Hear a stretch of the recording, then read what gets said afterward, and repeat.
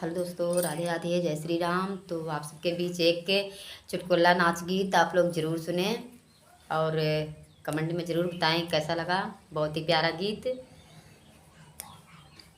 ना जाने के हो चोराई ले गया लोटा, ना जानी के हो चोराई ले गया लोटा, ना जाने के हो चोराई ले गया लोटा, चोराई ले गया लोटा, ना जानी के हम चोराई ले गया लोटा, ना नी के हो चोराई ले गया लोटा, ना जानी के हो।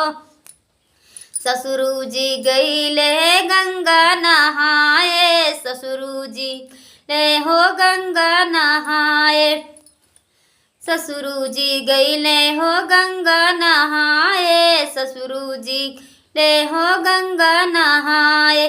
मुड़वा पे धई के उ सोई गे सोटा, ना जानी हो चोराई ले गया लोटा, ना जानी के हो चोर ले गया लोटा, ना जाने के हो चोराई ले गया लोटा, चोराई ले गया लोटा, ना जानी के हो चोराई ले गया लोटा, ना जानी के हो।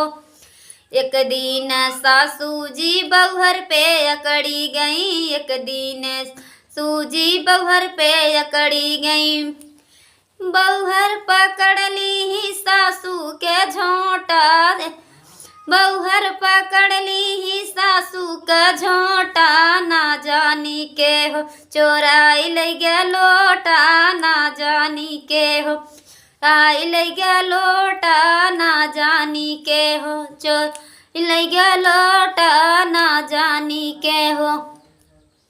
हम तो जाने हमारी उहर बड़ी निके, हम तो जाने रे बउहर निक बड़ी निके, रे लैया ये सोना निकरिया ये खोटा, ना जानी के हो चोराई ले गया लोटा, ना जानी के हो चोराई ले गया लोटा, ना जानी के हो।